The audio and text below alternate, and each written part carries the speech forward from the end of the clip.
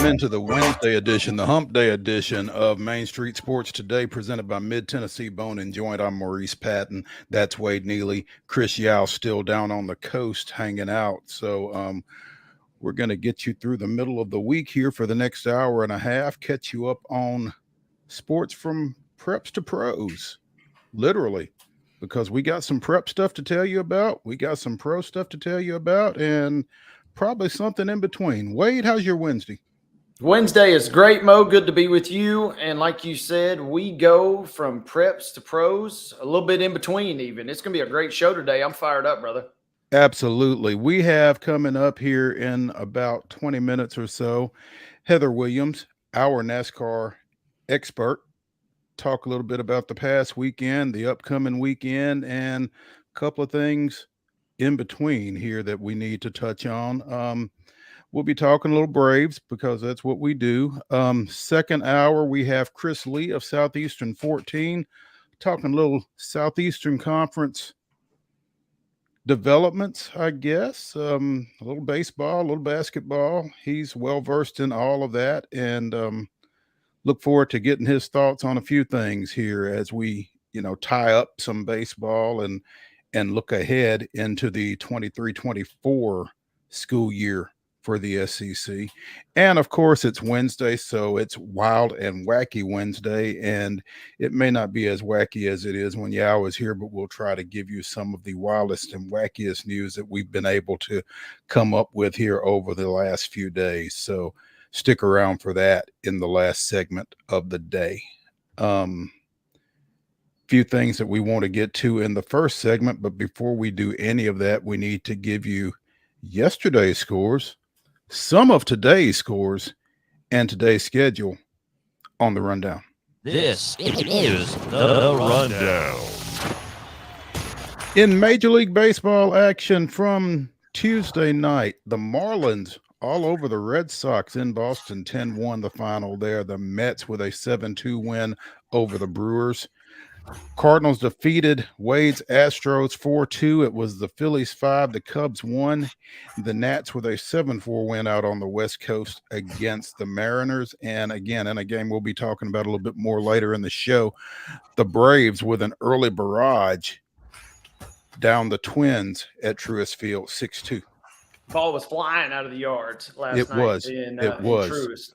WNBA scores last night. The Liberty continued their strong season with an 89-81 win over the Sun. It was the Lynx 104, Storm 93, and the Wings in a low-scoring affair knocked off the Mercury 77-62. A couple of other news and notes. This is a schedule for you. The Geico High School Baseball National Championship, Florida 0, Tennessee 0. That game is in the 5th at Dallas Baptist. Tennessee versus Illinois still to come on ESPN Plus at 4 o'clock. So you can take your pick, Mo, on what level of baseball you want to watch on this Wednesday during the day at time hours. Absolutely. And this Florida-Tennessee game is looking like a good one again. Scoreless into the 5th here, and 8 teams from across the country participating in this tournament. We had a little something on it on Main Street Murray earlier this month because Columbia Central's Connor Bowden is among the players taking part in that. Some other locals as well. I think it's a handful of kids from Clarksville playing on this team. So if you want to go to Main Street Murray or to Main Street Preps and check out the coverage of Team Tennessee in this event, and again, it's scoreless in the 5th here between Florida and Tennessee will next play following this on ESPN Plus against Illinois. Major League Baseball action today already in the books. The Braves swept the series at home against Minnesota with a 3-0 win here. That one just went final about 10-15 minutes ago. Later today, you've got the Nats at the Mariners. That's a 3:10 start. At 6:10, the Marlins are at the Red Sox. Also at 6:10, Milwaukee continues its series at Citi Field against the Mets. At 6:45, it's the Astros and the Cardinals. And at 7:05, the Phillies are at Wrigley Field against the Cubs. In minor league baseball, the Sounds did not play yesterday because they got 2 days off in a row, and they will wrap up their 6-game series out at Memphis on Monday. But they start that series today at AutoZone Field against the Redbirds. That's a 7:05 start. And in WNBA action today, they also had a day game. It's the Chicago Sky. Yeah, the Chicago Sky knocked off the LA Sparks 80-63. That was the final there. At 6 o'clock on NBA TV, you've got the Atlanta Dream at the Washington Mystics. And that is your rundown.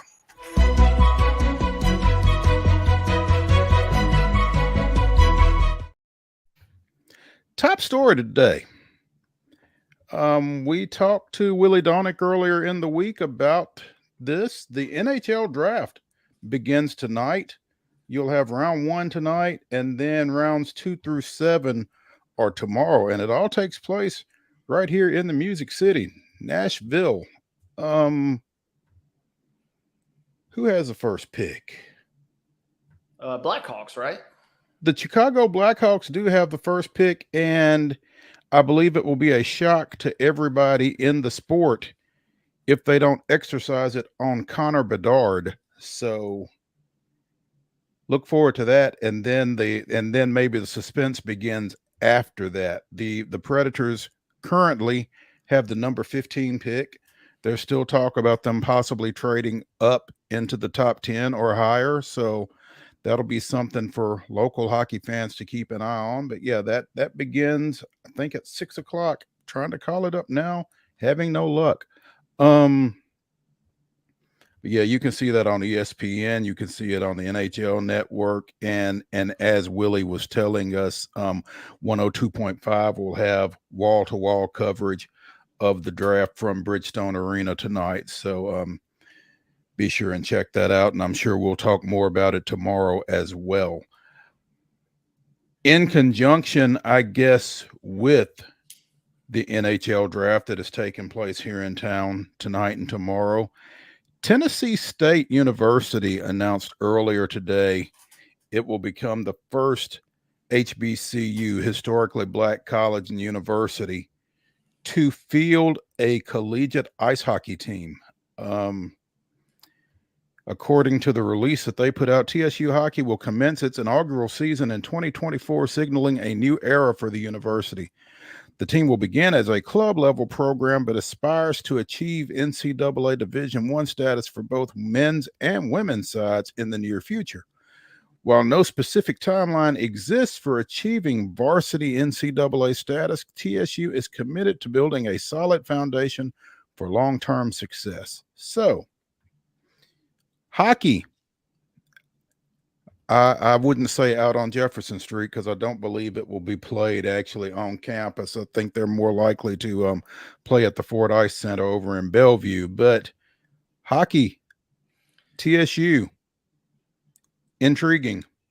To say the least. And I got a note on my phone a couple hours ago announcing that, and the fact that I got an ESPN notification letting me know that TSU was going to launch ice hockey, the first ever HBCU program to do so. That alone, to me, kind of speaks to the significance.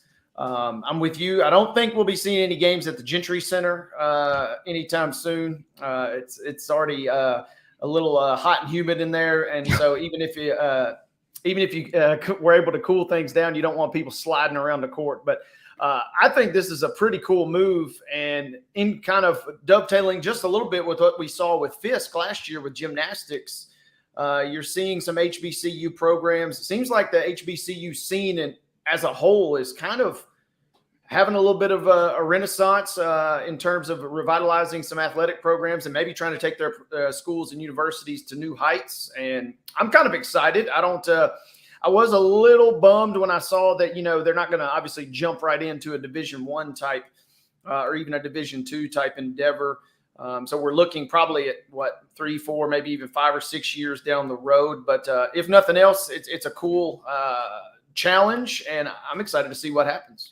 I'm interested to see what happens. I think that there is a faction, particularly of, TSU alumni who are concerned that ice hockey is a direction that the university decided to go in rather than specifically reviving baseball, which they got rid of in the mid early to mid 1990s. I think 1993 specifically was their last season, and I think there is certainly a faction that would like to see baseball back on campus. But President Glenda Glover, bringing ice hockey to Tennessee State University as a part of our continued commitment to provide our students with new opportunities and to broaden new interests in areas where they have traditionally had limited or no access.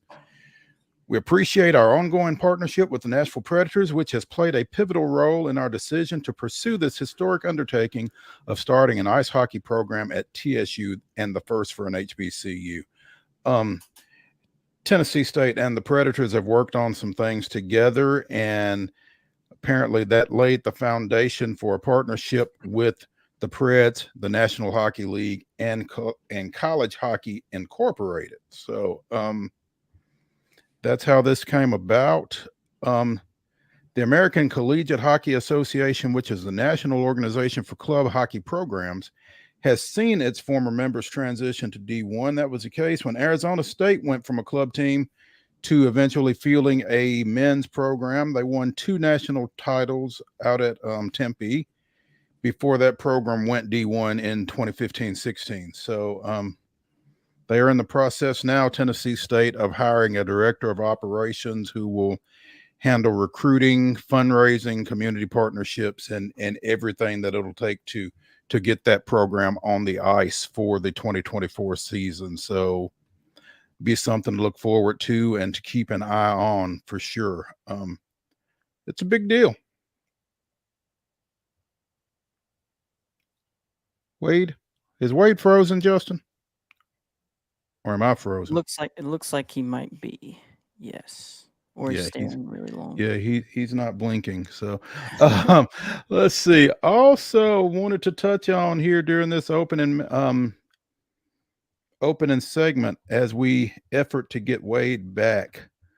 Former Arkansas and former NFL quarterback Ryan Mallett passed away yesterday in a boating accident, a water accident down in Florida. He had been serving as head football coach at Whitehall High School in Arkansas. Was named head coach in February of 22, and again had a some sort of a water related accident. It's a little unclear exactly what took place with that, but passed away yesterday. It was announced pretty soon after our show yesterday and started to trickle out and eventually became released officially, I guess, from a number of sources. The Athletic, among others, are reporting it. So Mallett played at Arkansas back in the late 2000s. He was Gatorade National Player of the Year in Texas in 06 and played collegiately at Arkansas, went on to an NFL career with the Patriots, Texans, and Ravens before entering high school coaching in Arkansas. And again, worked at Whitehall High School over in Arkansas, coached that team this past fall, and was heading into his second season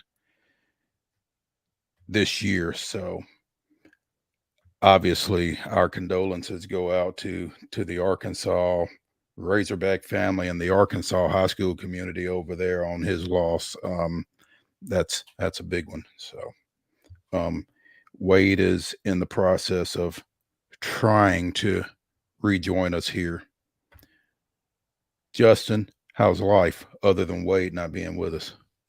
Pretty good, man. Pretty good. I'm pretty stoked about the TSU adopting hockey. I played ice hockey for a little bit, and it never was available to me in the Tennessee high school that I went to. So, well, do you have any eligibility left at the collegiate level, Justin? Because they're going to be looking for some players. Well, as we've said before, everybody's just undrafted free agents. So I could go to some sort of combine for hockey. I don't know if they have that, but there you go. Well, yeah. I mean, you may have. I don't know what the academic eligibility requirements are or anything like that, but hey, hopefully they're very low.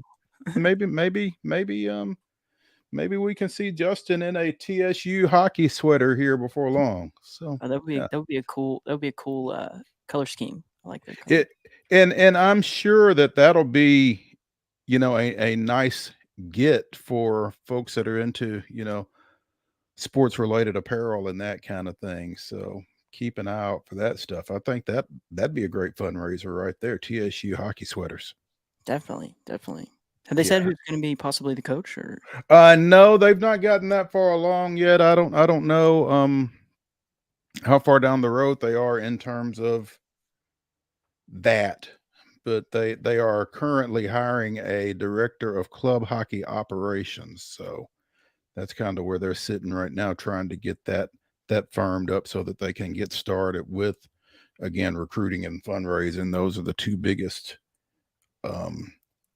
issues, concerns that they've got at this moment, I would think, is trying to come up with some money to back this thing and come up with some players. So Nice. Let's go ahead and take a break right now and see if we can get Wade back and see if we can get Heather Williams in to talk a little NASCAR. So we're going to go to a break here on Main Street Sports Today, presented by Mid Tennessee Bone and Joint, and hopefully we can come back all in one piece when we do. So stay with us.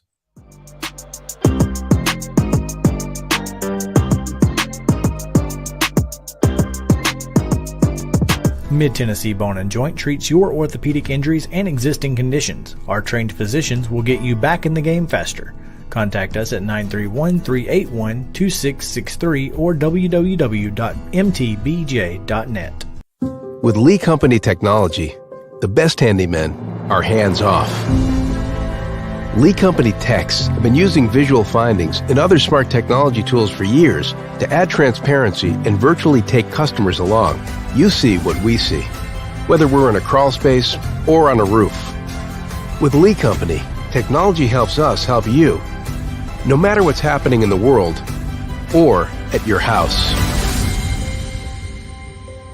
Jones & Lang Sporting Goods here in Columbia has been outfitting teams, officials, and anybody else from T-ball to college for 50 plus years. Be sure and check them out at 931-388-8060 or online at jonesandlang.com. Jones & Lang Sporting Goods, the look of a winner. Zion Christian Academy, zioneagles.org or 931-388-5731. You can schedule your appointment. Go tour their campus. It is beautiful over there, and you're definitely going to want to see it. Again, it's zioneagles.org. Give them a call, 931-388-5731, and schedule your tour today. Welcome back to Today's Better Health. I'm Colleen Barton, and I'm here with Dr. Gil Kentoff and Dr. Wendy Toohey, and we're talking about the latest treatments in back and neck pain. Many people, Colleen, come to see us with neck and back pain, and they develop tingling and numbness down the arm or lower back pain that develops into sciatica shooting down their leg. And for these patients, we have an advanced treatment technology, non-surgical decompression therapy that we really introduced to this area. It separates the vertebrae, creates a suction to allow fluids and nutrients back in to heal the disc naturally, relieving pressure on the nerve and on the joint. It's an amazing treatment. We've been helping patients like this for the last 30 years, helping them get back to work, get back to their family, get back to the life they want to live. I mean, it really is amazing. Technology helping us to live pain-free and better lives. Right. And I bet you have a special offer. The first 25 callers will receive an examination, x-rays, review of our findings, and their first treatment, all for $39. Call 615-551-3897 today to receive this special offer. A game without a crowd is just a scrimmage. A performance without an audience is just a rehearsal. Without your presence, high school sports and the performing arts aren't possible. Ensure that these essential extracurricular activities continue to enrich the lives of students in Tennessee. Purchase a ticket to your local high school's game or performance. This message presented by the TSSAA. You can't see the sights without the sounds. From the crack of the bat to the roar of the crowd and everything in between, discover what Hit City has to offer.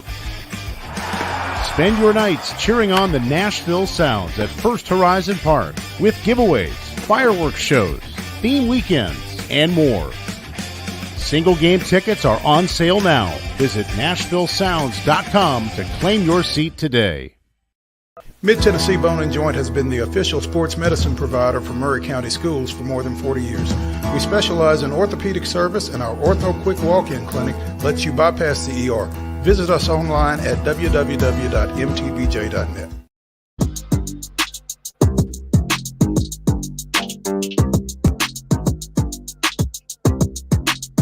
Welcome back to Wednesday's edition of Main Street Sports Today, presented by Mid-Tennessee Bone and Joint. I'm Maurice Patton, joined by IT Tech Wade Neely, who managed to get back into the show after some technical difficulties there. Wade, welcome back. Yeah, thank you. The beautiful thing about the internet is you can do anything just about anywhere in the world. The horrible thing about the internet, when it goes, you're done. It goes. But we're back, baby. We're back. Well, hey, when in doubt, just turn it off and turn it back on, all right? Absolutely. Hey, and I wanted to say, not sure if we got to put a bow on the TSU hockey story, but I will definitely be purchasing a jersey if and when those go on sale. A sweater, if you will. Sweater. Yes. Yeah, yes. I will be decked out in a sweater because those, at least on the mock-up, even look pretty sweet. And I guarantee you they'll look even better when they actually model them. Absolutely. Going to talk a little NASCAR. And no one better to talk it with than our NASCAR expert, Heather Williams of WCYB TV up in Bristol. Heather, good Wednesday. Vroom, vroom, let's go. Vroom, vroom. Big weekend in Nashville, big weekend coming up in Chicago. Yeah. About Nashville. Well, I mean, it seemed kind of poetic, maybe, that Ross Chastain gets Trackhouse into victory lane here in Nashville with a win there. It was a good place for that to happen, and I think that it was probably maybe one of the only places it was going to happen because it's friendly territory. He has been in such enemy territory, as it were. I mean, his name became a verb a little bit. I got Chastained.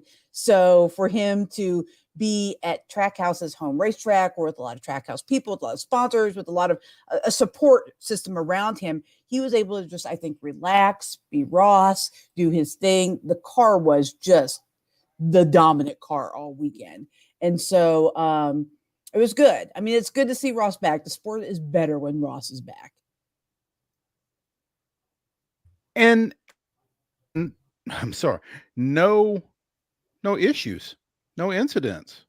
Well, when you're up front, nobody can catch. Yeah, well, when you're up front, nobody can catch you. There won't be any incidents. I mean, you have to pass very many cars, so there's really not a lot of people for him to tangle up with. That's a testament to Trackhouse, man. Both their cars were fast. I know the 99 car's struggling a little bit right now, but man, I mean, Ross has been consistent all year, and when it's all together, that's what you get. They're a strong contender for the championship when they show up to the racetrack like that. And you mentioned the 99 car, Daniel Suarez finishing 12th. I mean, I wouldn't think Trackhouse would be disappointed in two top 12 finishes. No, especially the way the 99 has been. I mean, the 99, they've not had a great year. They've struggled, as I mentioned. So for them to be in the top 15, that's a strong showing at your home track for sure. And I think the break, the off week was good for Trackhouse. They were able to evaluate some things. Ross did some testing here in Bristol. And I think it was just a good chance for them to kind of reset, figure out what's kind of gone right in the first half of the season, what's gone wrong. And I mean, if they show up to the track like that every week, they're everything. They're right there. First career pole for Chastain, first win of the season for Chastain. Nice way to kind of get the second half of the season started, I would think. Yeah, and first organizational pole for Trackhouse as well. I mean, it was a big weekend, and it's what you want coming out of a break. It's so, that team's been so consistent all year that sometimes when you're running that well, and they hadn't won, but they were right there most weekends. A break is not a good thing, but I think just in the case of the one car, well, really both cars, the break was good because, like I said, reset your head. It was a chance for Ross to get all of that stuff that was swirling around in his head and all the people saying everything about him, just to get that all out of his head and show up and just race. And when they just race, they're very dangerous. Chastain followed by Truex, Hamlin, Elliott, and Larson in the top 5. Besides his performance, what were your thoughts as far as the Ally 400 Sunday night? Well, it's the same thing it's been every year, which is that Toyota show up, they're strong, they look like they're going to be the ones to beat, and they can't quite close the deal. I mean, you look at the number of Toyotas that ran up front all day and finished second and third, and really, Bubba was probably the strongest of the Toyotas, but was terrible in traffic. So when he had a bad pit stop, got stuck in traffic, or the pit cycle worked out where he wasn't up front, he had a hard time working his way back up there. But Tyler Reddick had a little issue in the pits. Otherwise, he probably would have been up strong. And then Ty Gibbs ran really well. So, and Christopher Bell, I think, had a top 10 as well. So the Toyotas were strong as expected. They always are at that track. So, I mean, it was pretty much everything that you expected to see in Nashville. Great crowd. Oh my gosh, great crowd, sold out crowd. Nashville loves its NASCAR, and it's good to see. Maybe we can get the second track on the schedule here soon. Working on that. As you mentioned, on to Chicago. Unfortunately, on to Chicago without Jimmy Johnson. Yeah, gosh, how tragic that whole situation was. I'm trying to equate it to, I mean, I guess just as in terms of the loss, although the situation is completely different, I would say the last time that somebody affiliated but not directly on the race team, died tragically in the middle of the season like that was maybe the Hendrick plane crash in the mid 2000s, where the team officials and Rick Hendrick's son and everything were going to the track to Martinsville, and the plane crashed. Gosh, I just can't even imagine like the pain and everything going on in the Johnson family. I've met Shondi, his wife, several times.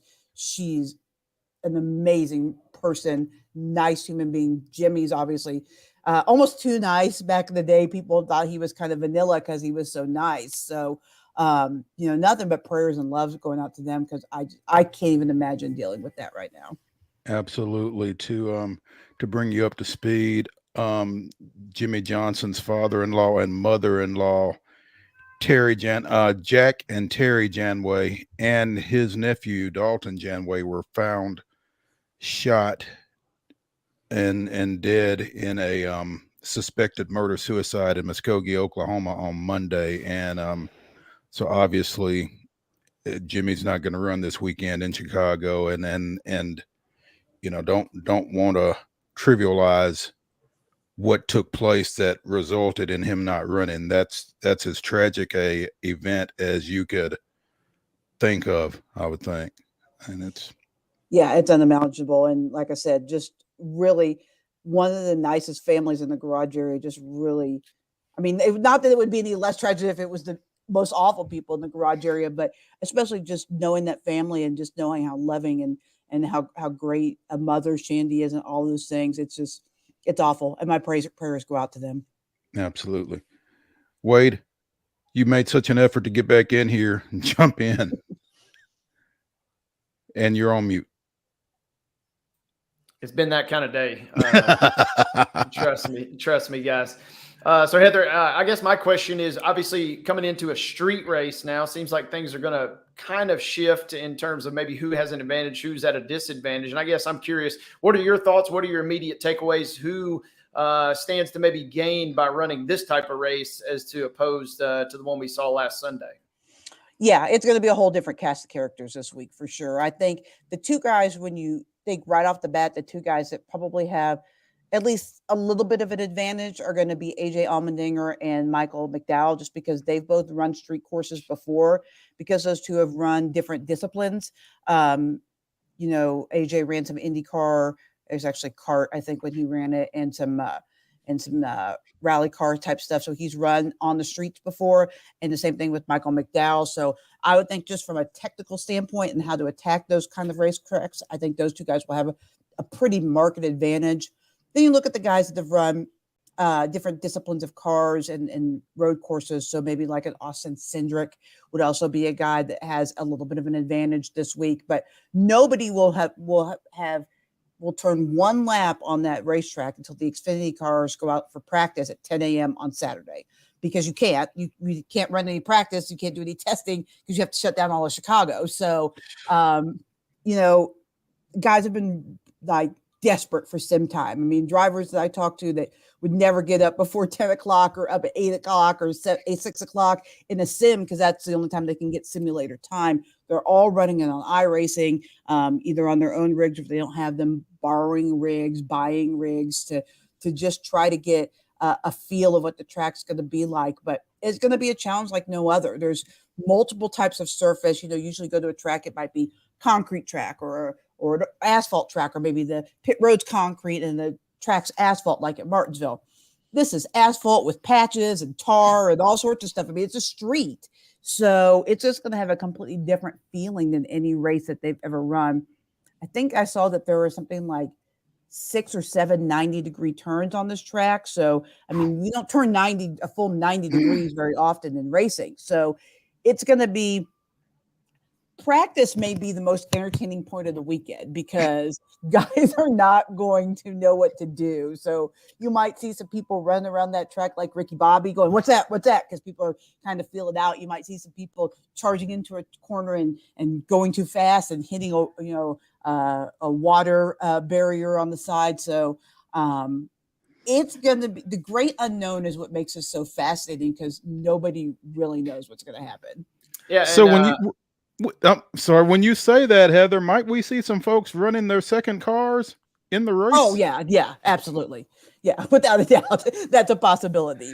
I mean, I think that the Cup guys will probably be a little bit more conservative in their approach to practice, but in the Xfinity Series, I would say there's a good chance there'll be a lot of backups in that car in that race.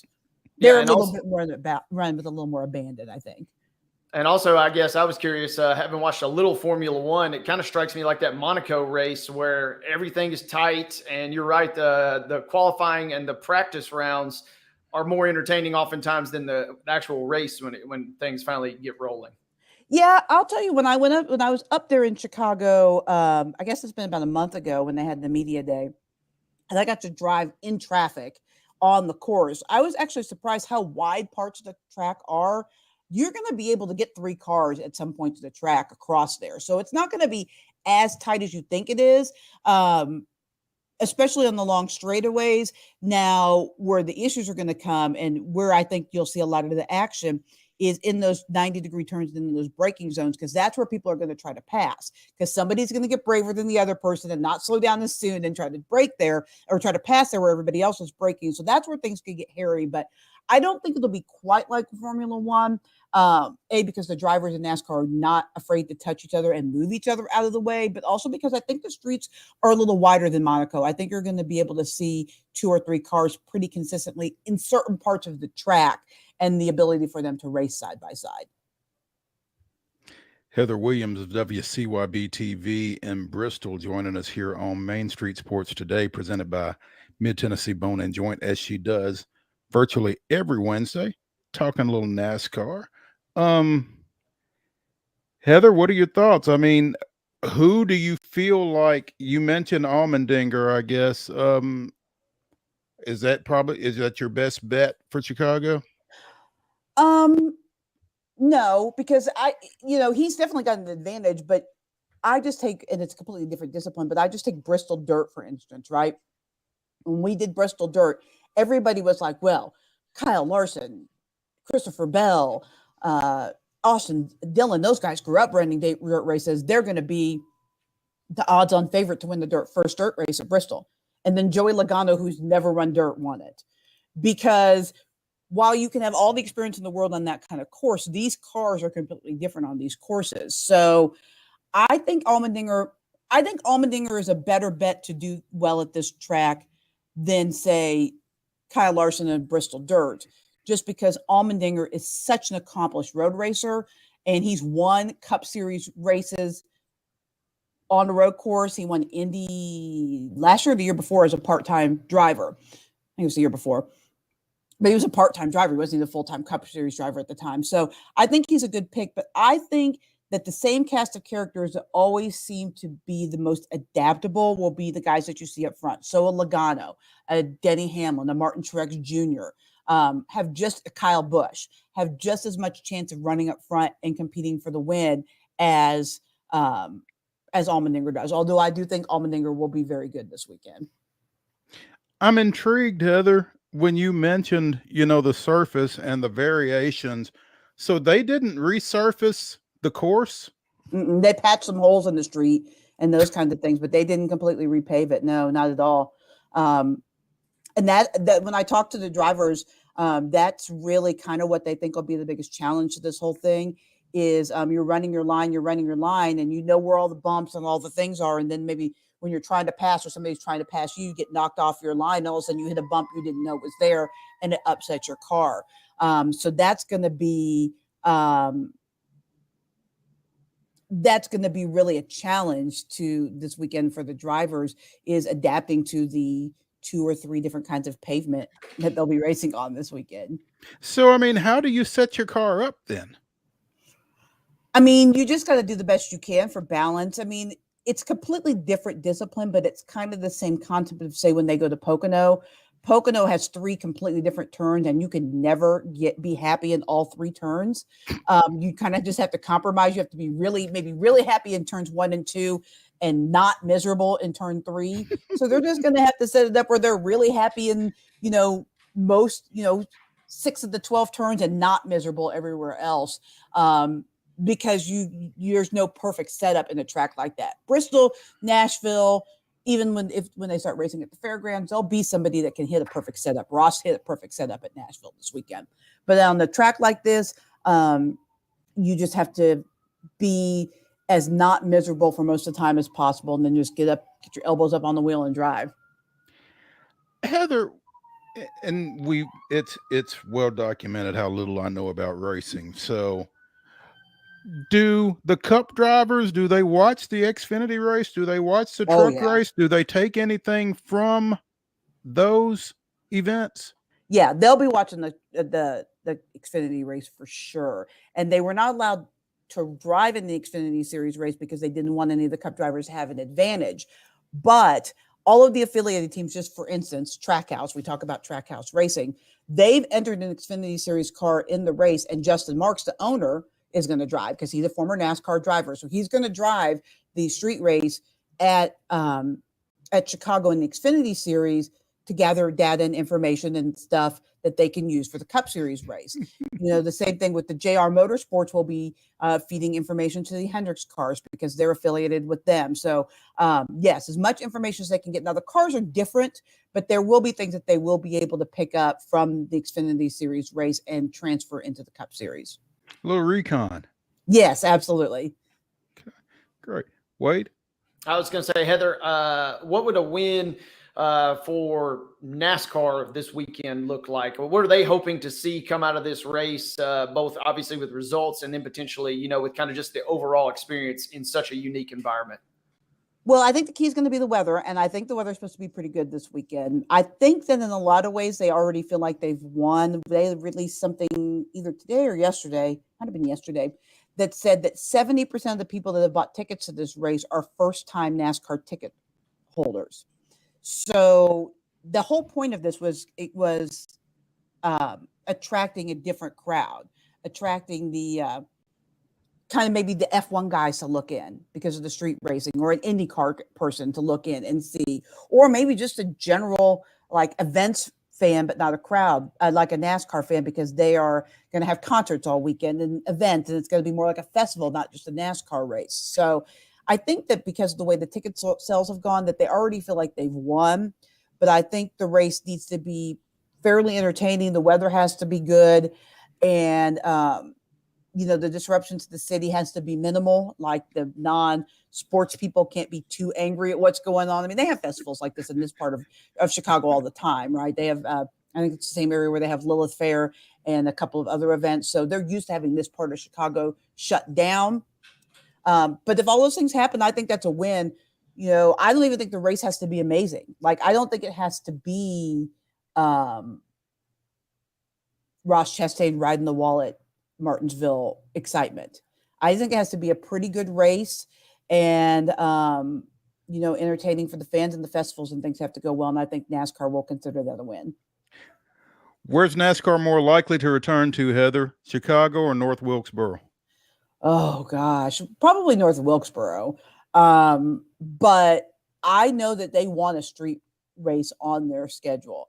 And if it's not Chicago, it'll be somewhere else. I think that's something that I think they really want. North Wilkesboro needs work, I think, before it becomes a full-time Cup Series. I mean, I think they could run truck series all the time there now, but full-time Cup Series need better garage areas, need better concessions, need better bathrooms, all that kind of stuff. But I would say right now, I would put my money on North Wilkesboro. Heather, you also mentioned the weather and reading reports, with the air quality and the haze and everything. Is that going to play any sort of factor into the weekend, both from a racing perspective and just the overall plans for NASCAR? No, I don't think so. I mean, I think as long as it's not terrible, I mean, it would just affect whether or not people want to stand out in all the time. Now, they all do have a bunch of VIP tents and a fan zone and that kind of stuff where people can kind of escape the weather outside. NASCAR switched to ethanol a few years ago, so the emissions from the cars isn't what it was 25 years ago, where it was just smelling and stinking up and burning up the atmosphere and all kind of stuff. They are burning ethanol, so it's a little bit better for the environment. It's not great still, but it's a little bit better. So I don't think that will contribute to the air quality in that regard. But I mean, that'll just be, and in Chicago, I'm sure they're used to a lot of that, but that'll just be whatever people that live there can tolerate. Heather Williams at WCYB_Heather on Twitter. Follow her for all things NASCAR and the Kansas City Chiefs. Yeah, a little bit of that we talk about. Not so much the Royals these days, but anyway. I talk about the Royals a little bit. When the kid had his debut walk-off hit, I did tweet about that. It's just they don't give me a lot to tweet about. I understand. Hey, we appreciate your NASCAR knowledge. We appreciate your presence, and we look forward to seeing you next Wednesday. Thank you, ma'am. Sounds great, guys. Thank you. Thanks. When we come back here on Main Street Sports Today, presented by Mid-Tennessee Bone and Joint, we will be talking a little Braves. Come back.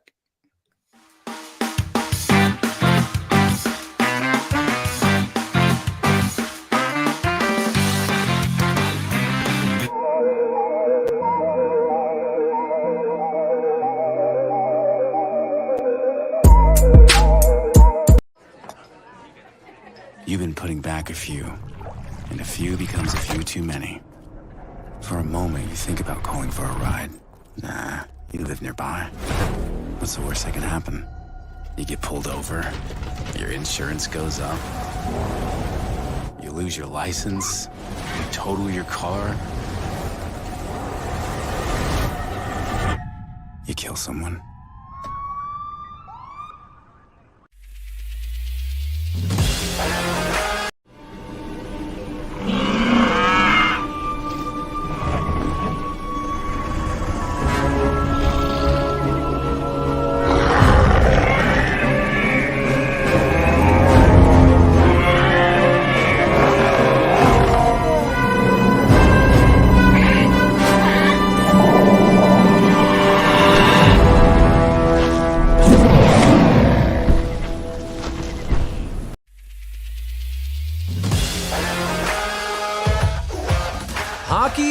City just hits different. It's one big honky-tonk party. It's the sea of gold in the crowd, the goals, the saves, the celebrations. It's an experience like no other. Experience Predators hockey all season long. Visit NashvillePredators.com/season tickets and join the Loyal Legion today. That's NashvillePredators.com/tickets, and we'll see you at Bridgestone Arena. There is nothing better than drinking an ice-cold beverage while taking in a Nashville Sounds baseball game. Hi, I'm Stephanie Miller with Mornings on Main Street. The Nashville Sounds and Main Street Media Television have teamed up to promote Sunday Family Fun Day here at First Horizon Park, each Sunday home game. Just go to your favorite Main Street Media website and click on Sounds Main Street Media Day banner to register to win free tickets. And then we'll see you here at the ballpark. Tired of hanging lights every year? We get it. That's why Southern Nights is here to help. We install programmable lighting on your home or business so you can enjoy beautiful, customizable lighting all year round. No more ladders, tangled lights, or cold nights outside. We do the work, you do the celebrating. Call Southern Nights today and take the hassle out of holiday lighting forever. For a free quote, give us a call at 931-241-3074 or visit our Facebook page at Southern Nights.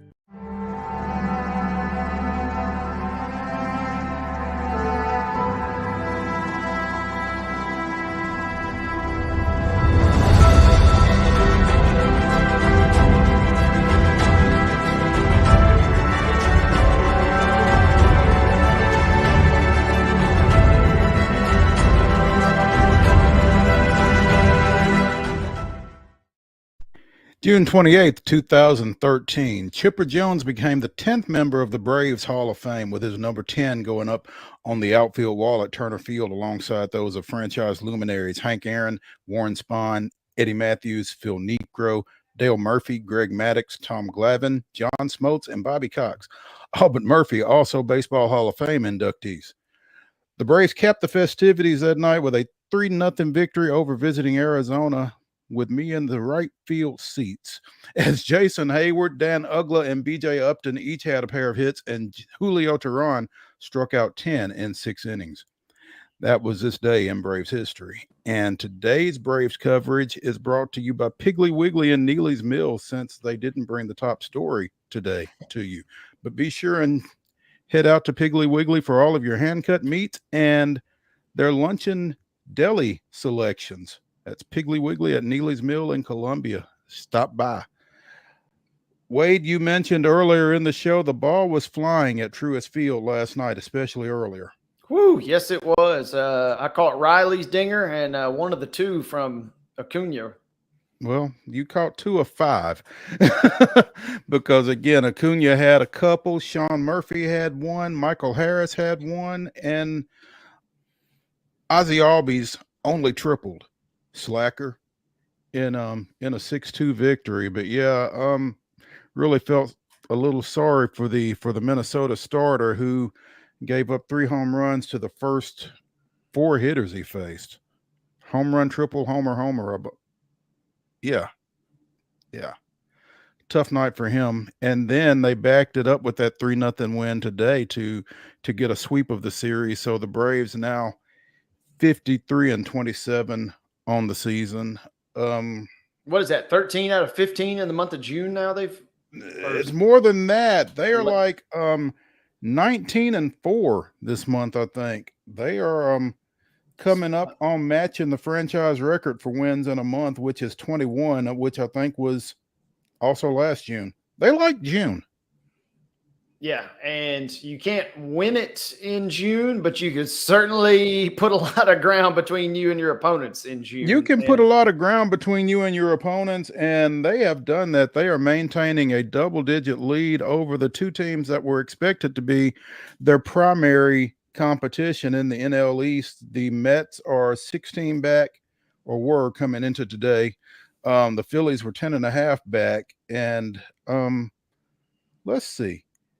They won 2 of 3 at Arizona to open the month, swept the Mets, won 2 of 3 against Washington, took 2 of 3 at Detroit, swept Colorado, took 2 in a rain-shortened series at Philadelphia. Obviously, that 2 of 3 at Cincinnati this past weekend, and now they've swept Minnesota. So whatever that adds up to, 9, 10, 11, 12, 13, 14, 15, 16, 17, 18, 19, 20. No, they have 21 wins in June, if I'm counting correctly, which I was counting quickly, so I may not be. I saw a tweet from SportsCenter right when we signed on, and 13 of 14, and it's kind of showing their last 14 with that crazy 11-10 game versus the Reds being the lone one, which obviously very easily could have been 11-10 Braves at that point. So absolutely. Yeah. So they are clicking, and the national media is not ducking them, that's for sure, because SportsCenter is showing them some love today. That's good. I mean, it's tough to not. They've got the best record in the National League, and they are with Tampa Bay finally cooling off a little bit on the other side. They are challenging the Rays for the best record in baseball. With the break about a week away. Again, they are going to be well represented in the All-Star game, and they're just playing. They're clicking, like you said, on all cylinders. They're playing great baseball. They're knocking the cover off the ball for the most part, and they're also getting some really good pitching. Virtually whoever goes to the mound these days, because Kobe Allard came up to make a spot start today and gave them 4 2/3 with 8 strikeouts, and you won't turn that away. So again, you're even getting it from virtually unexpected sources at time. Kirby Yates throws an inning and a third scoreless. AJ Minter with a scoreless 7th, followed by Joe Jimenez and Iggy Raziel Iglesias getting the save with a scoreless 9th. So the Braves with a 3-0 win today, again following up on that 6-2 win last night with 5 home runs. Off tomorrow before the Marlins come in for 3 on Friday, Saturday, Sunday, and the second place in the division, Marlins. So it'll be interesting to see how that one shapes up. Yeah, and I was just getting ready to say, you're taking on the Twins, who are not a great team, but they're not a horrible team. They're leading the AL Central. Exactly. Someone's got to lead that division, but they are leading the division. And to me, those are games that good teams will take 2 out of 3. But if you're really kind of planting your flag as an elite team this year, yeah, you just go ahead and sweep those. Whether it's high school baseball, college baseball, or major leagues, if you see those games left on the table, you lose one here, but you take 2 out of 3. But the elite teams, it seems like, find a way to win all 3. And that was a quality series from Atlanta this week. Yeah, really just kind of stepped on their throats, basically. And it's what you like to see for a team that's, the 2021 World Series champion, went out in the second round last year. A lot of gnashing of teeth over that one, but coming back to make another run. And like you said, I like that phrase, kind of planting your flag. Again, they have cemented themselves here in late June as the class of the National League, and you don't want to get carried away with that, because again, you don't win a whole lot in June, but you can really put yourself in position to do so, and it seems that they're really doing that. Meanwhile, Wade, your Astros, and we talked about this earlier in the week. Nope. Yeah. Kind of treading water right now. 4-2 loss last night at St. Louis against the Cardinals team that has kind of been in disarray at times over the course of this season.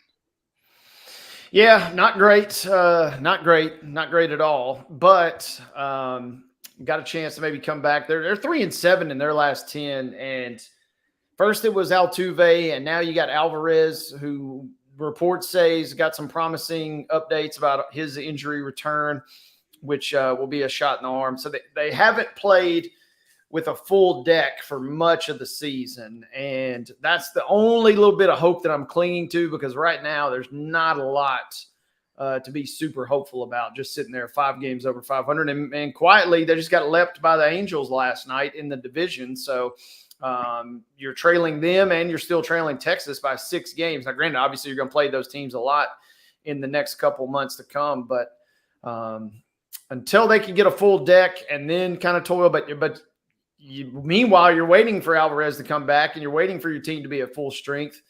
Kind of like the Braves in June. You can't win the division in June, but you can really come close to doing it if you play your cards right. And Houston could play themselves right out of this thing if they're not careful. Yeah, as you said, trailing the Rangers by 6 games, trailing the Angels now by a game, and Shohei Ohtani just continuing to be the best player in baseball. 2 home runs and 10 strikeouts last night. Unreal, this guy. It's just mind-boggling how he finds different ways to impress you on a nightly basis. And it's just amazing. I mean, his talent kind of dictates it, but the fact that the Angels were out of the box enough from the time he arrived to say, okay, he can pitch and he can hit. Let's let him do both. All he's doing is leading Major League Baseball with 28 home runs. And again, had a 10 strikeout effort on the mound last night. It's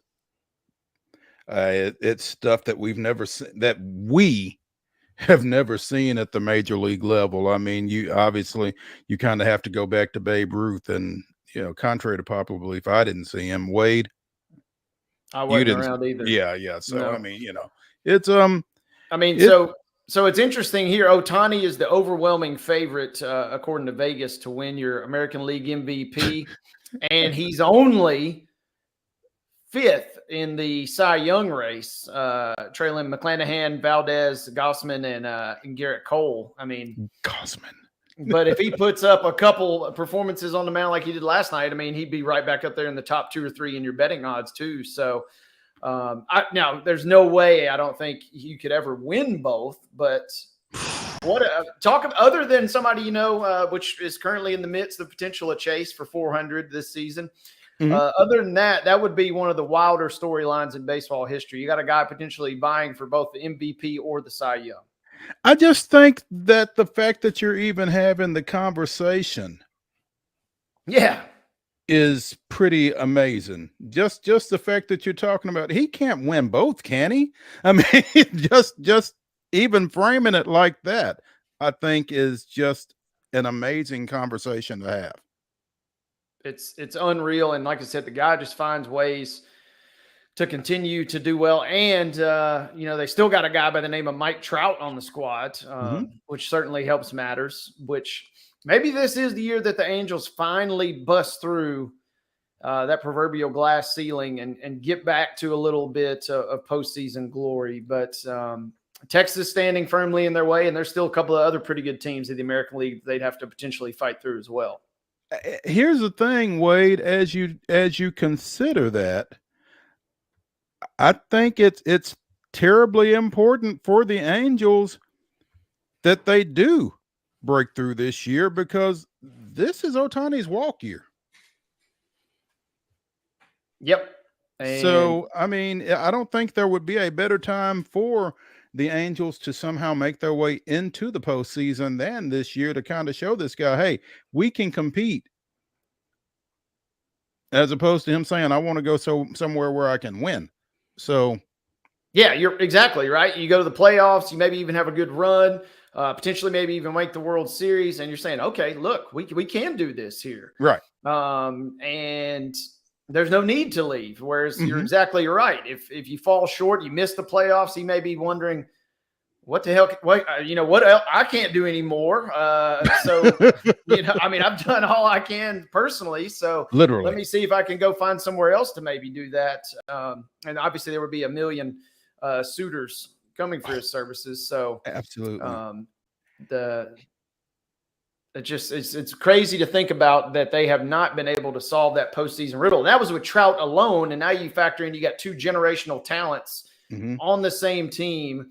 And I mean, let's just be honest. It's not like they're just blowing teams out of the water. They're still only just 7 games. They're not playing like the Braves right now, but it seems like they are clicking here in the last couple of weeks, though. They're giving themselves a chance for sure.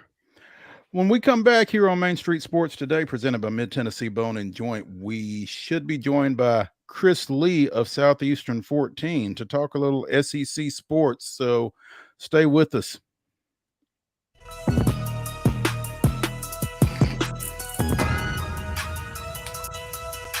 Mid-Tennessee Bone and Joint treats your orthopedic injuries and existing conditions. Our trained physicians will get you back in the game faster. Contact us at 931-381-2663 or www.mtbj.net.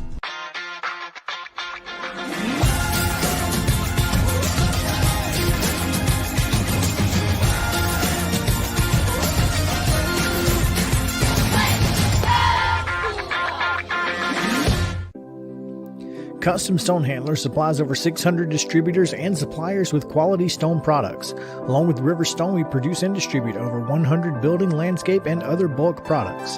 Our goal is to provide quality products, service, and partnerships to ensure our customers' success. We firmly believe that the measure of any person or company is how they treat other people and customers. Give them a call at 931-490-4990 or visit CustomStonehandlers.com. With Lee Company technology, the best handymen are hands-off.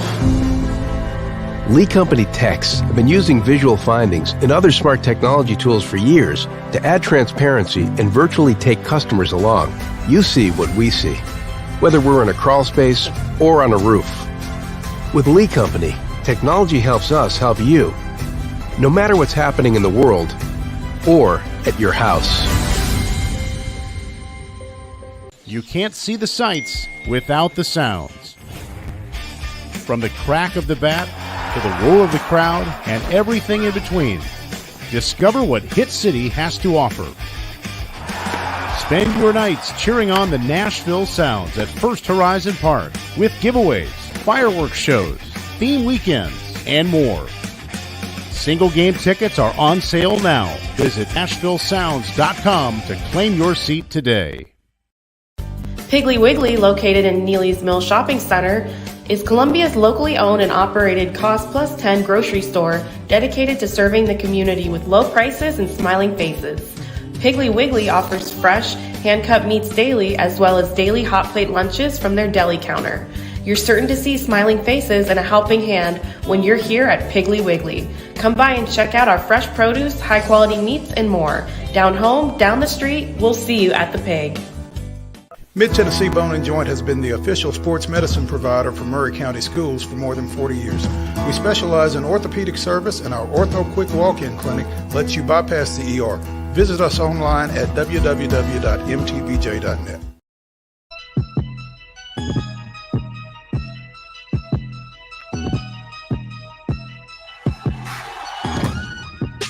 Welcome back to the Wednesday edition of Main Street Sports Today, presented by Mid-Tennessee Bone and Joint, as Florida and Tennessee wrap up their contest in the Geico High School Baseball Championships out in Dallas. And when I tell you the wheels fell off for Tennessee, remember it was scoreless in the fifth?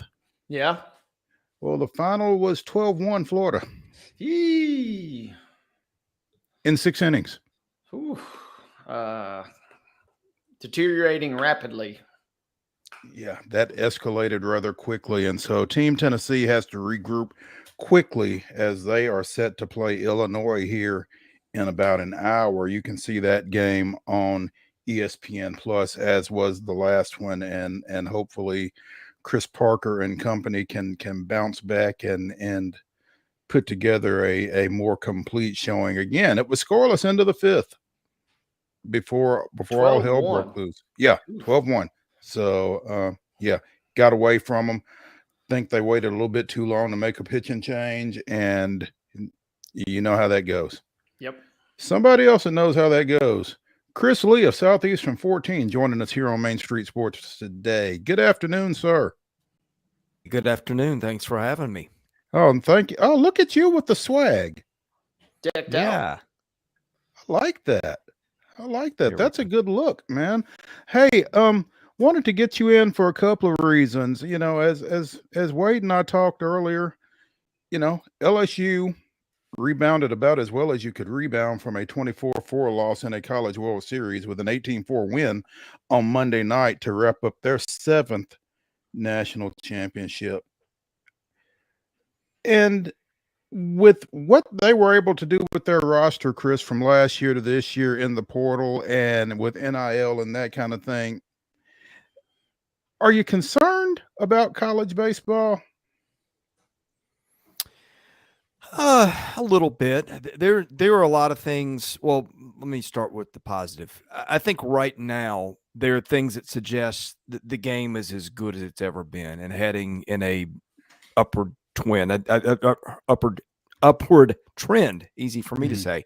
I mean, I think the TV ratings sound like they've been good. I haven't dug in on those. The product, guys, is phenomenal. Like I don't know how much of the whole event you guys got to watch. I said this from before it started. I said I didn't ever remember a World Series field that I felt was as attractive as it was, just from good teams, great teams, tremendous prospects. I mean, the final series had the guys who were going to be the top 3 college guys taken, if not the top 3 guys taken overall. I think the product on the field is fantastic. Now, I'll tell you the things I don't like. The roster tampering, and I think I'm concerned, and I know I'm covering the SEC, but for the little guys, you spend all kinds of time and energy recruiting a kid, and this happens in all sports. But it used to happen not at all in baseball. And you know, your guy gets taken out from under you in the blink of an eye after one good year by a bigger program. And you've got programs that are, I've heard instances where the brazenness has just gone to a new level. It's not, hey, Johnny, talk to Mickey and see if he might want to come play for State University. It's the coach picks up the phone and calls him in the middle of the season. I don't think that kind of stuff is good. I think the combination of NIL and transfer portal is the way that it's playing out is bad, including and mostly the tampering. So those are the things that I don't like. I also don't like some of the equipment stuff. I think it's too easy to get a tampered bat in the game. I think the balls are too hot. I think, you know, you saw 2 different games a lot of times. You saw the games being played in the regular season and in the regionals. And then you go to Omaha where you got a lot of 3-2 type games because of the ballpark, because maybe the balls and the bats were used, but you're not getting them out of that park when the wind's blowing in. I know you saw a reversion in the final couple of games there, but I think if you could by chance get the tampering stuff under control, and look, that used to be a thing where coaches felt like they kind of policed it themselves. Like you didn't even call another kid's commit. I would like to see it return to something like that, and I'd like to see something done about the baseballs and the bats. I think if you do those things, the rest of the game right there, the popularity has been great. I think Tennessee being great in baseball has been great for the game. I think Auburn having resurgence has been good for the fan base down there. I see a lot of good things in the SEC and a lot of fan bases that are excited about baseball that weren't before. But I see some things that I don't like that I think need to be changed and hopefully will be. Is LSU the poster boy for that, from a standpoint that their 2 biggest impact players this year are both transfers? Maybe. I mean, certainly that's how it worked out last year. They get Tommy White, and White wouldn't be their biggest impact player. That would be Dylan Cruz. But Tommy White was the best hitter on the market last year. LSU got him. Paul Skeens was the best arm in the country. It ended up last year. LSU got him.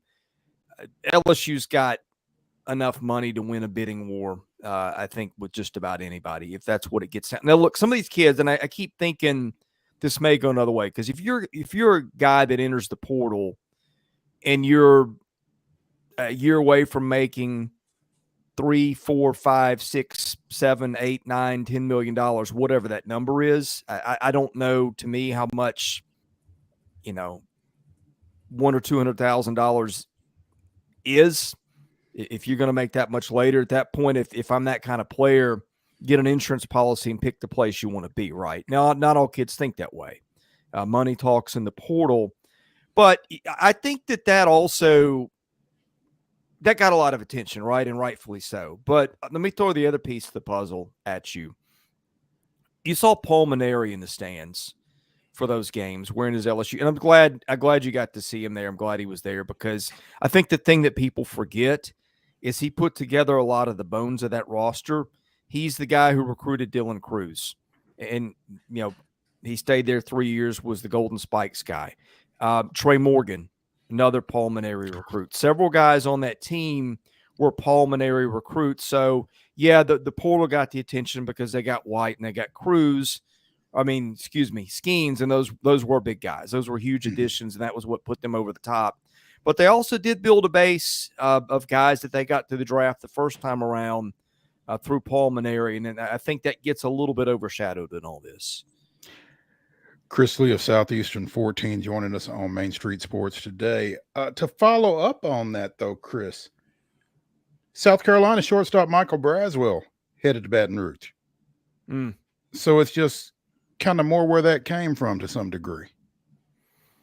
Yeah, and the Shelton kid at Alabama, I think, is ending up at Florida. Correct me if I'm wrong. I lost some of this in just the games being played. You got Luke Coleman from Alabama in the portal. Look, I think the teams like Alabama in particular, where resources are spent elsewhere, I think that's a shame because Alabama had started to build back a pretty decent baseball program. COVID got them in 2020 when I think they were unbeaten or close to it.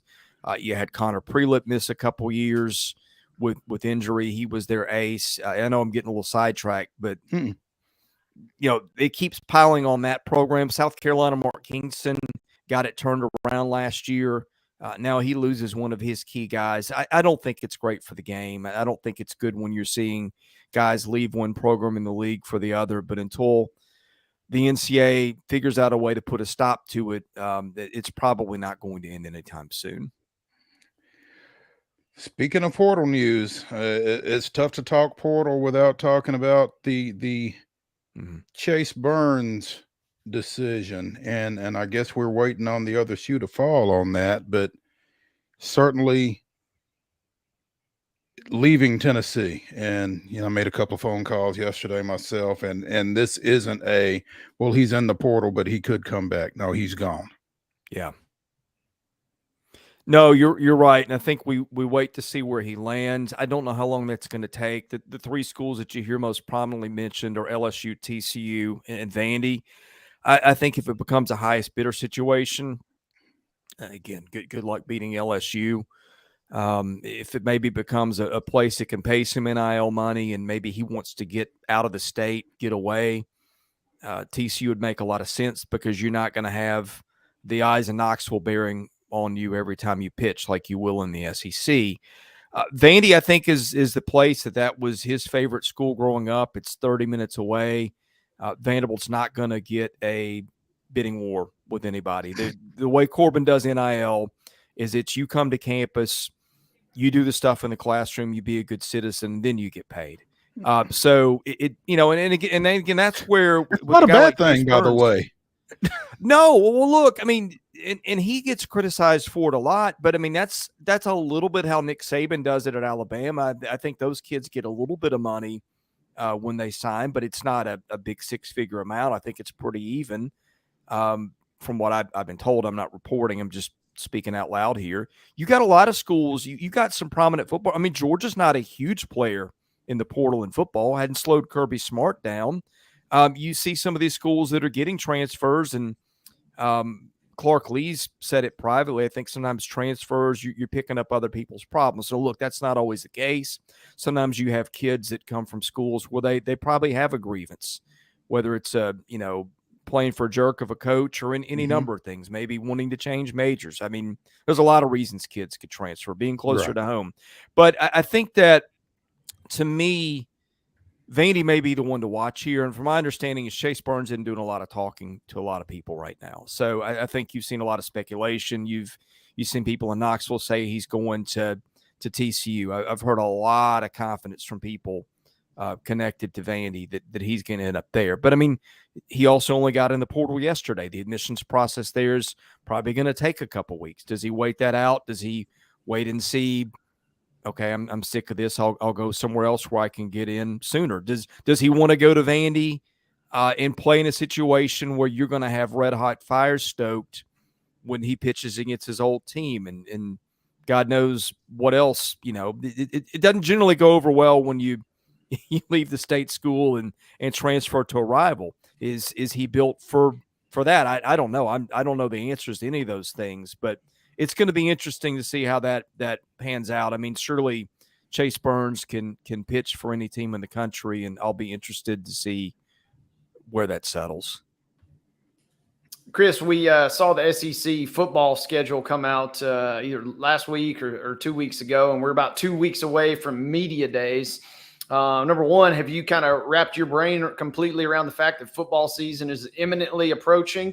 And then number two, what are maybe some key storylines as we kind of get into this last little news cycle of media days that we can expect out of in the lead up to those meetings up in Nashville? Yeah, well, reality starts to settle in right when that last pitch is thrown in Omaha, and when you start getting practice schedules of this is when media opportunities are going to be and that kind of thing. I mean, it never ends. You had the 2024 schedule released. Yeah, I mean, it's here. That's what people are going to be talking about, and my goodness, it's going to be I think this year heading into the SEC is potentially as fascinating as I remember in a long time. Skipping ahead, Chris taking the long view. The SEC announced the schedule for the inaugural SEC ACC or ACC SEC, depending on which conference you're affiliated with, I guess, basketball challenge. The men and the women will play over 2 days, November 28th and 29th for the men, November 29th and 30th for the women. Have you had a chance to look at that schedule? I haven't, but if you've got a game or two you want to bounce off me, I say that. It's hard to know who's playing where these days. I mean, I've been so engrossed in baseball and now trying to get ready on football. All the basketball's changed too. So absolutely, yeah. It just came across my Twitter earlier today, and I was fascinated by the fact that they were announcing that now. But here are the men's matchups: Clemson at Alabama, Miami at Kentucky, LSU at Syracuse, NC State at Ole Miss, Mississippi State at Georgia Tech, Missouri at Pitt, and Notre Dame at South Carolina. Those will all be played on the 28th. On the 29th, you've got Duke at Arkansas, Virginia Tech at Auburn, Florida at Wake, Georgia at Florida State, Tennessee at North Carolina, Texas A&M at Virginia, and Boston College coming to Memorial Gym against the Commodores. Yeah, I mean, I think that you said Duke at Arkansas, and Tennessee at North. Those are the two that stick out. Miami at Kentucky for different reasons. I don't know. Is Kentucky an underdog in its own gym? I'm not sure how Miami reloaded, but I mean, Kentucky. There's some concern there. You know, the whole rebuild it overnight the way that he's done for so long hasn't been working to the level that it has been. You would have thought that if there was a coach that was poised to adapt to this environment, it would have been John Calipari, but it's not worked out that way. I think though, I know Tennessee's got a backcourt that's been there since, I don't know, before the 3-point line. It seems like they got a lot of experience. That'll be interesting with North Carolina. Obviously, proximity makes that a road trip that fans can go to. And Arkansas, another team that I think is reloaded in the portal, and of course Duke is always Duke. So I mean, it'll be fun to watch, I'm sure.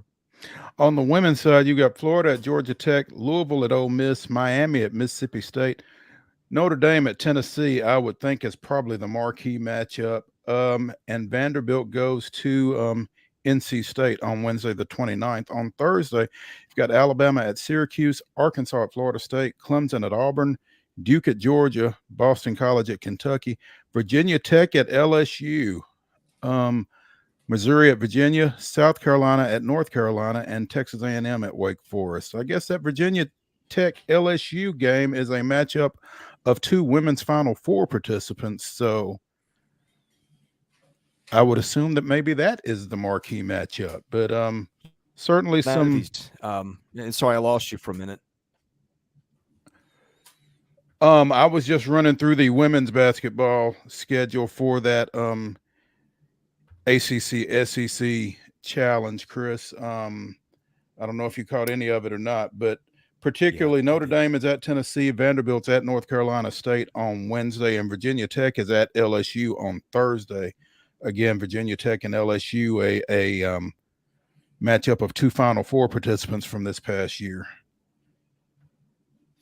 Yeah, I'm not going to pretend to know a lot about those. You guys probably know a lot more than I do. But I mean, LSU obviously coming off a national title, where that one got rebuilt in a hurry would be one that would, I think catch most people's eye.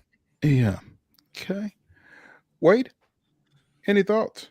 I'm just, again, just flabbergasted at the 2 box scores from games 2 and 3 of the final series there out in Omaha. And Chris, I guess I was just curious, when you watch game 2, going into game 3, did you get the feeling that LSU would bounce back? Maybe certainly not to the extent that they did, but what was your take heading into that game? And because we saw LSU just come back with a vengeance in that 3rd and final game. Yeah, one of the first things I thought when that game was over was that LSU getting destroyed might be the best thing for them. And this is what I mean. That one was over from about the 4th inning on when Ty Evans hit that grand slam. And here's what you don't want to be in when you are potentially short of pitching is you don't want to be in one of those games where it's 6-6 in the 5th and or the 4th, and you're going, okay, let's throw our best arms here, and then end up losing that game by 1 run, especially if it goes extra innings. The way that game panned out, getting their doors blown off, they end up throwing about 4 guys that you were pretty sure they weren't going to throw in a winner-take-all situation. Blake Money might have been the exception, but I think he would have been good for maybe an inning most. I think that ended up being really big because they saved all their good guys, that they were going to use at that point, including Skeen, so they didn't have to use because Jack Caglione fell apart so early in that one. I think, ironically, getting blown out by 20 runs, I can't think of many circumstances where that is a good outcome, but I think in LSU's case it was. Chris Lee of Southeastern 14 joining us here on Main Street Sports today. Chris, as always, appreciate your insight, man, and look forward to catching up with you here a little bit closer to the football season and to SEC Media Days here in about 3 weeks. So it's coming. Be there. It's almost here. Yeah. And thanks for having me. Hey, thank you, man. Yes. We'll talk to you. Time now to wrap up Wednesday's show, as we always do, with Wild and Wacky Wednesday. It's the weirdest, wildest, and wackiest news from the globe. And we're going to start in New York, upstate New York, where university janitor who turned off a freezer after hearing multiple annoying alarms ruined more than 20 years of research, according to a lawsuit filed against his employer by Rensselaer Polytechnic Institute in upstate New York. The janitor is not sued, but he was a contractor with a cleaning company that worked for several months in 2020 at the Troy, New York Private Research University. Apparently, the freezer contained over 20 years of research, including cell cultures and samples, to which a small temperature fluctuation of 3 degrees would cause catastrophic damage. Freezer needed to be maintained at negative 80 degrees Celsius. And alarms would sound if the temperature increased to negative 78 or decreased to negative 82 degrees Celsius. Apparently, the temperature had risen to negative 78. Alarms were going off, and the janitor flipped the circuit breakers, turning off electricity to the freezer. And freezer eventually, the temperature rose to minus 32. Everything was compromised, destroyed, and rendered unsalvageable, demolishing more than 20 years of research. I mean, that sounds like a scene from a sitcom. Ain't nobody got time for these alarms. Right. These are annoying. I'm just flip them off. Apparently, there was 20 plus years of research down the drain. Yeah, there was a warning on the freezer. This freezer is beeping as it is under repair. Please do not move or unplug it. No cleaning required in this area. You can press the alarm test mute button for 5 to 10 seconds if you would like to mute the sound. Apparently, this was a new janitor to the area. Thus, didn't read the warning, flipped the circuit breakers, 20 years gone. Pretty amazing. Headline from an article on the Associated Press: Orcas disrupt boat race near Spain in latest display of dangerous, puzzling behavior. A pod of killer whales bumped one of the boats in an endurance sailing race as it approached the Strait of Gibraltar. The latest encounter in what researchers say is a growing trend of sometimes aggressive interactions with Iberian orcas. You're just sailing around, minding your own business, and you get hit by 3 orcas. I'm telling you, don't mess with them orcas. This is the second or third time we've seen something in the last couple months. They're up to something, Mo. They've got something in mind, and it's not good. Orcas average from 16 to 21 feet and weigh more than 8,000 pounds. That's not something I want to see, I don't think. Nope, I'm out. Yeah. I think I turn the sails and head in another direction as quickly as possible, but it's probably not as quick as the orcas. So once you're there, you just kind of... You didn't see any on your cruise a couple weeks ago, did you? No, did not. Thank goodness. Yeah. They didn't disrupt your vacation. That's good, at least. Exactly. And finally, group promoting plant-based eating wants a new name for Macon Bacon baseball team. A doctors group that promotes plant-based eating and animal rights is making a fuss over the Macon Bacon baseball team. Group has sponsored a billboard imploring Macon fans to keep bacon off your plate. Macon Bacon's glorification of bacon, a processed meat that raises the risk of colorectal cancer and other diseases, sends the wrong message to fans, according to the group. So, in Georgia, I'm not sure just how well that's going to go. It's going to be a tough sell. The Macon Bacon had its first season with the Coastal Plains League in 2018 after the name was chosen in a vote by fans. And it's not just a name. The ballpark concessions menu includes bacon-wrapped bacon, steak-cut bacon, bacon-loaded cheese fries, and bacon chips. Bacon-wrapped bacon. Bacon-wrapped bacon. Just making sure I got that right. Okay. That's what it says. That's almost worth the price of admission right there in and of itself. But hey, and I think we'll be safe too. But that same group, they better not come for my Montgomery biscuits. That's all I'm gonna say. Right. The Macon Bacon. Start with the bacon, then where does it stop, Mo? Sorry. Where does it stop? Absolutely. I mean, the Racing Sausages in Milwaukee just celebrated their 30-year anniversary yesterday. I mean, are they next? Where do we go? The Macon Bacon do not view ourselves as a glorification of an unhealthy lifestyle, according to the team. Rather, we pride ourselves on being a fun-natured organization focused on bringing families and communities of Middle Georgia and beyond together. So it'll be interesting to see where this goes. But I mean, the Macon not bacon, perhaps. I mean, they suggested that the team change its name to Macon Fakin Bacon, referring to a plant-based bacon. I see what you did there, but yeah, it just doesn't roll off the tongue quite. No, it doesn't. I don't think that's going to be a suitable substitute. I see what you did there. Yes. That's going to do it for Wild and Wacky Wednesday. That's going to do it for the Wednesday edition of Main Street Sports Today, presented by Mid-Tennessee Bone and Joint. Again, I want to thank Heather Williams and Chris Lee for visiting with us today. Check back with us tomorrow at 2:00. That's Wade Neely. I'm Maurice Patton. Thanks for being with us. We'll see you tomorrow.